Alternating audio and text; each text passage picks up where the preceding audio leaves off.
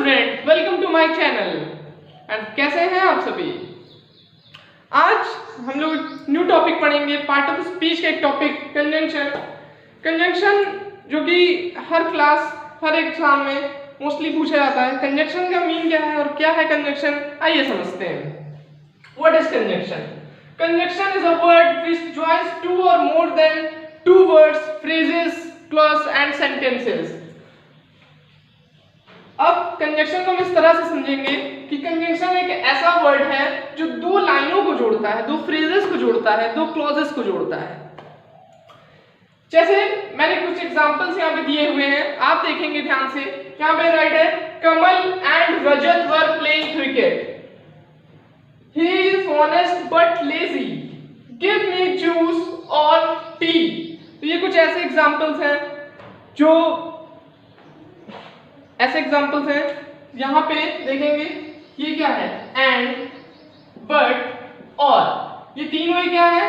Conjunctions हैं जो कि दो वर्ड्स को, एडजेक्टिव्स को या नाउन्स को जोड़े हुए हैं। यही वर्ड क्या करते हैं? कंजंक्शन। आगे कंजंक्शन के हम लोग काइंड्स पढ़ेंगे, काइंड्स ऑफ कंजंक्शन। तो देखते हैं नेक्स्ट स्लाइड पे। आगे हम लोग पढ़ेंगे kinds of conjunction. There are three types of conjunction. First, coordinating conjunction. Second, subordinating conjunction. Third, correlative conjunctions. One by one देखेंगे क्या है। Firstly, coordinating conjunction are those conjunction where we join conjunction to phrases, to clauses and to sentences. जैसे अभी मैंने पहले जब conjunction की definition बताई थी तो मैंने एक एग्जांपल लिखा था, Rajat and Kamal were playing cricket. तो वो जो सेंटेंस था वो कोऑर्डिनेटिंग था क्योंकि वहां पे एंड आ रहा था, और रजत और कमल दो लोग थे इस टाइप से। अब जैसे मैं एक और लाइन लिखता हूं, frog lives in The frog lives in water and on land. The frog lives in water and on land. Okay, यहाँ पे हम लोगों ने देखा क्या, जो frog है lives in water and land, and join कर रहा है in water and land। दोनों ही क्या है? Clauses हैं। दोनों ही क्या है? क्लॉजेस हैं। तो यहाँ पे आपने नोटिस किया दोनों ही क्या है? क्लॉजेस हैं। ओके, इसी तरह से एक और मैं एग्जांपल आपको देता हूं। जैसे हम लोग देखेंगे, यहाँ तक क्लियर?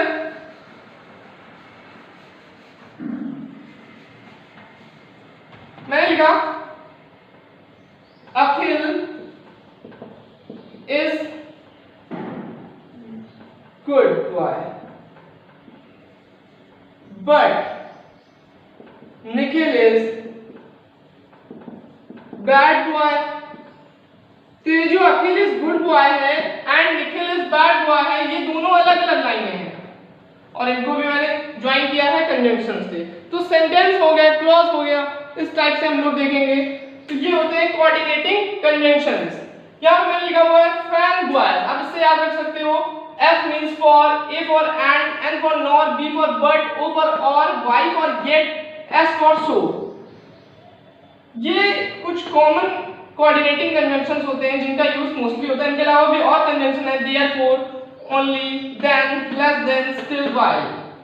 तो ये हुआ आपका कोऑर्डिनेटिंग कंजंक्शंस। नेक्स्ट देखेंगे हम लोग सबऑर्डिनेटिंग कंजंक्शंस। सबऑर्डिनेटिंग वर्ड से समझ में आ रहा है, सबऑर्डिनेटिंग कंजंक्शन। सबऑर्डिनेटिंग का मीन्स होता है दूसरे पे डिपेंड रहना, मतलब एक वर्ड दूसरे पे डिपेंड रहेगा। कैसे? मैं कुछ एग्जांपल से क्लियर करूंगा। तो एग्जांपल्स देखेंगे, तो हम लोग एग्जांपल देखेंगे। If he comes I shall go। अब यहां पे आप देखिए, इफ, यदि वह आता है, तभी मैं जाऊंगा। यानी दो बातें डिपेंड हो गई ना, यदि वह आता है तभी मैं जाऊंगा। If he comes I shall go. एक और लाइन लिखता हूं, I don't know, I don't know where she lives. I don't know where she live, मुझे नहीं पता वह कहाँ रहती है, मुझे नहीं पता वह कहाँ रहती है। तो यहाँ पे भी देखिए दो लाइनें, एक बात मुझे नहीं पता और वह कहाँ रहती है, दोनों को ज्वाइन कर लिया हमने किससे, सबऑर्डिनेटिंग कंजंक्शन से। ये भी हम लोग देखेंगे कि सबऑर्डिनेटिंग कंजंक्शंस कौन-कौन से होते हैं, as, because, since, if, though, although, unless, less, so that, WH type, यहाँ why, whose, where, when इस टाइप के, और that, ये सभी सबऑर्डिनेटिंग कंजंक्शंस होते हैं जिनको हम लोग पढ़ा। एक और एग्जांपल देखेंगे, जैसे एक और एग्जांपल देखेंगे, you will fail unless you work hard। तुम फेल हो जाओगे यदि या अगर मेहनत नहीं तो मेहनत करो, तुम फेल हो जाओगे नहीं तो मेहनत करो। You will fail unless you work hard। Okay, यहां तक क्लियर हो गया आप लोगों को, यहां तक सभी को समझ में आया होगा। हम लोगों ने पढ़ा कोऑर्डिनेटिंग कंजंक्शन, फिर हमने पढ़ा सबऑर्डिनेटिंग कंजंक्शन, उनके एग्जांपल देखे, उनके टाइप्स और ये। नेक्स्ट हम लोग देखेंगे कोरिलेटिव कंजंक्शंस। नेक्स्ट हम लोग देखने वाले हैं कोरिलेटिव कंजंक्शन। अब कोरिलेटिव कंजंक्शंस वो होते हैं जो पेयर में रहेंगे, इधर और, neither nor, not only but also, both and, so as, such that, to, hardly, scarcely के साथ, when। तो इस टाइप के कुछ कोरिलेटिव कंजंक्शंस होंगे जिनको हम लोग देखने वाले हैं। अब हम एग्जांपल देखेंगे कोरिलेटिव कंजंक्शंस के। मैंने राइट किया, you can neither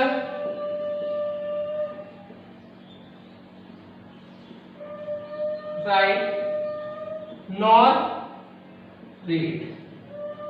ना ही पढ़ सकते हो ना ही लिख सकते हो, इनके बीच में क्या आ जाएगा हमारा, neither और nor, ये कंजंक्शन लगेगा, neither nor। He is teacher, he is both, और both के साथ यूज करते हैं and, तो he is both teacher and writer। he is both teacher and writer। तो यहाँ पर देखिएगा both और and एक साथ यूज हुए, neither और nor एक साथ यूज हुए। तो इस टाइप से हम लोग देख रहे हैं कोरिलेटिव कंजंक्शंस। और भी एग्जांपल्स हैं, she is not only intelligent but also laborious। और भी ढेर सारे एग्जांपल्स हैं, तो उनके थ्रू हम लोग समझेंगे। और इनके अलावा भी कुछ कंजंक्शंस हैं जिनका हम लोग यूज करेंगे, ध्यान देंगे और पढ़ेंगे। कुछ और रूल्स देखे हैं हम लोग को, तो देखेंगे जरा। दो वर्ड्स आपने पढ़े हैं, although और तो।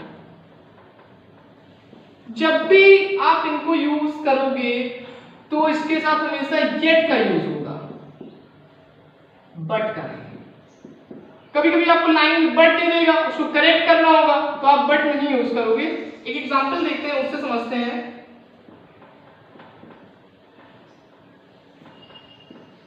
Although he is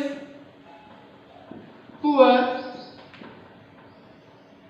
yet he is honest। Although he is poor, yet he is honest। अब यहाँ पे देखिए yet आया है, यहाँ से आप समझ सकते हैं। आप बट अगर लगाएंगे इसी लाइन में तो ये लाइन गलत हो जाएगी। Although he is poor, but he is honest, तो ये लाइन आपकी गलत हो जाएगी। तो आप बट का यूज यहाँ पर नहीं करोगे, यहाँ पे आप यूज क्या करोगे, yet का। Although he is poor, yet he is honest। Okay next is the, अभी इसी में एक और बात बताऊं मैं आपको, आप सिंपली लिख सकते हो, मतलब आप यही लाइन लिखो येट हटा लो, कॉमन अगर रहेगा तब भी हो जाएगा, लेकिन हमको ऑल्दो साथ येट जैसे यूज करना है, ब्लैंक्स देता है तो आपको येट लगा लेना है। ओके यहाँ तक क्लियर हो गया हो। नेक्स्ट रूल देखेंगे बेटा, नेक्स्ट रूल, तो अब हमारा नेक्स्ट रूल आएगा इफ का। इफ के साथ हम लोग देन या दैट का यूज नहीं करेंगे। बहुत लोग देन दैट लगाते हैं, देन का यूज करेंगे, इसका देन का यूज करेंगे। इफ के साथ हम लोग देन दैट का यूज नहीं करेंगे, किसका यूज करेंगे, देन का यूज करेंगे। एक एग्जांपल देखता हूं, एक एग्जांपल देखेंगे। If you come here then I will teach you। अगर आप यहां आओगे तभी तो मैं आपको पढ़ाऊंगा, तो इसलिए चैनल पे बने रहिए और मेरे साथ पढ़ते रहिए। If you come here then I will teach you। लेकिन अगर यहाँ पे then लगा देते तो कंपैरिजन होने लगता, और that लगा देते तो की, that का मीन्स की होता है। तो आपको ये चीज भी क्लियर हो गई होगी कि इसके साथ देन दैट का यूज नहीं करना, देन का यूज करना। If you come here then I will teach you. Okay third rule देखेंगे हम लोग, नो सूनर। वर्ड आता है नो सूनर और इसके साथ हम लोग यूज करते हैं देन का, ना ही दैट का, ना ही बट का, ना ही व्हेन का, ना ही देन का। हम लोग किसका यूज करेंगे, देन का। ओके इन सब का यूज नहीं करेंगे। अब आगे हम लोग ये ध्यान देंगे, एक चीज और बताऊंगा मैं, लेकिन पहले जरा एक एग्जांपल देखते हैं। पहले एक एग्जांपल देखते हैं। एग्जांपल में हम लोग देखेंगे no sooner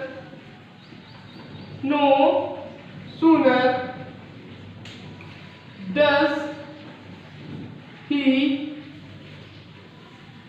no sooner does he arrive,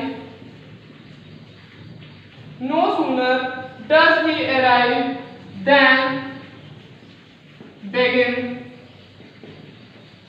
to work। क्या भी आप लोगों ने देखा, no sooner के साथ आगे चल के then आया। एक और चीज है, सब्जेक्ट क्या है यहाँ पर, सब्जेक्ट है यहाँ पर ही। सब्जेक्ट क्या है, सब्जेक्ट है यहाँ पर ही, और ही के पहले हेल्पिंग वर्ब यूज करनी है। ये भी आपको थोड़ा ध्यान रखना है कि सब्जेक्ट के पहले आपको हेल्पिंग वर्ब यूज करनी है। अगर आप लिखते हैं यहाँ पे ही डज, तो इस सेंटेंस के अकॉर्डिंग, नो सूनर देन वाले केस के अकॉर्डिंग ये चीज गलत हो जाती है। ओके तो ये चीज समझनी है, और इन सब वर्ड्स का यूज यहाँ पर नहीं होगा नो सूनर के साथ। ओके तो आपको ये चीज समझ में आई होगी। नेक्स्ट एक और एग्जांपल लिखेंगे, no sooner had I reach the station,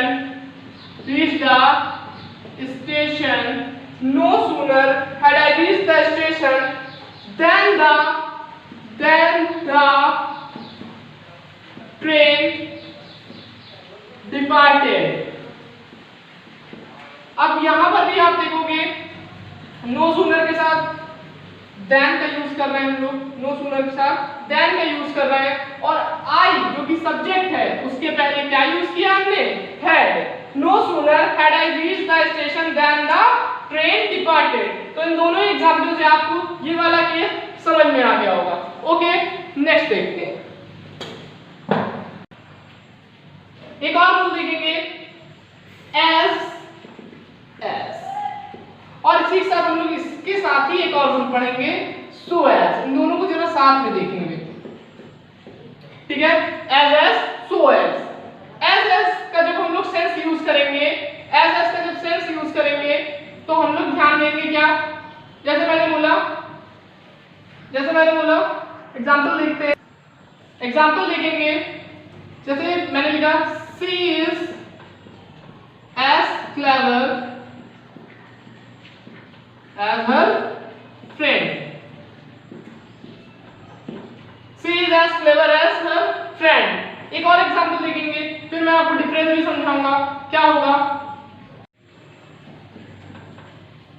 you are not as good as your father. एक इसका भी एग्जांपल समझ लेंगे, फिर एक साथ कंपैरिजन समझेंगे। राम इज, मैंने लिखा Ram is not so tall as Mohan. Ram is not so tall as Mohan. अब यहां पे आप ध्यान दोगे, ये लिखा she is as clever as her friend, ये पॉजिटिव वे में लिखा है, पॉजिटिव वे में लिखा है अफर्मेटिव तरह से। ओके, तो आप इसको अफर्मेटिव सेंटेंस है, जबकि ये निगेटिव सेंटेंस में यूज होता है और ये भी निगेटिव में यूज होता है। यानी आप ये भी बोल सकते हो कि जब एज लगता है तो उसमें अफर्मेटिव निगेटिव दोनों केसेस बन सकते हैं, लेकिन सो और एज में सिर्फ और सिर्फ निगेटिव केस ही बन सकता है। ओके, अंडरस्टैंड, यहां तक बात समझ में आ गई होगी। ठीक है, देखते हैं नेक्स्ट स्लाइड पे। नेक्स्ट देखेंगे इसी में 6 नंबर, एक टू मैंने बताया था, इसका एग्जांपल लिखेंगे। You are too lazy to walk, इस टाइप से यूज कर लेंगे। लेकिन आप एक चैप्टर और है इंग्लिश का, रिमूवल टू, वहां पे टू जब हटाते हैं तो आ जाता है सो दैट, और मैंने अभी बताया था कोरिलेटिव कंजंक्शंस में कि सो दैट का भी यूज होता है, तो यहीं पे हम लोग इसको चेंजिंग में सीखेंगे। You are so lazy, you are so lazy that you can not walk, that you can not walk, you are so lazy that you can not walk. Okay, तो पहले क्या हुआ, टू रूल था, मतलब to और to था, ये conjunction correlative conjunctions है। उसके बाद मैंने इसका एग्जांपल लिया और उसी के थ्रू मैंने सो दैट को देखा, और सो दैट भी तो ऐसा ही होता है, ये भी पॉजिटिव वेज में ही होता है और नेगेटिव सेंस भी मतलब नेगेटिव सेंस निकलता है इसका, तो ये आपको समझना है। तो ये कुछ ऐसे कोरिलेटिव कंजंक्शन थे जो मैंने अलग अलग आपको बताया। आगे कुछ ऐसे कंजंक्शन देखेंगे जिनका प्रॉपर यूज, करेक्ट यूज आपको आना चाहिए। ओके, इसका एग्जांपल देखेंगे। He will not go there until it stops raining। Means हुआ जब तक बारिश नहीं रुकेगी तब तक वह नहीं जाएगा, यानी डिपेंड किस पे कर रहा है, until मतलब जब तक बारिश नहीं रुकेगी तब तक वह नहीं जाएगा। ओके, यहां तक क्लियर हुआ, until आपको यूज समझ में आ रहा। he cannot pass the examination unless he studies hard। Okay, वह तब तक पास नहीं हो सकता यदि वह मेहनत नहीं करता है।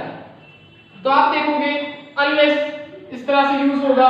ओके, नेक्स्ट हम लोग देखेंगे when का इस तरह से यूज होगा कि एक वर्क कंप्लीट हो जाएगा उसके बाद दूसरा वर्क, एक वर्क कंप्लीट हो जाएगा उसके बाद दूसरा वर्क होगा। जैसे मैं देखता हूं, when teacher came to class, student stood up। जब टीचर क्लास में आए स्टूडेंट खड़े। ओके, क्लियर हुआ। तो व्हेन आपको समझ में आ गया ना, मतलब दो काम हुए, पहले टीचर क्लास में आए होंगे तभी तो बच्चे खड़े हुए। ओके, नेक्स्ट देखेंगे व्हाइल का मतलब काम एक चल रहा हो और दूसरा काम भी चल रहा हो, तो दोनों कामों में, जैसे मैंने बोला while I was watching TV. While I was watching TV, my mother was cooking. My mother was cooking. While I was watching TV, my mother was cooking.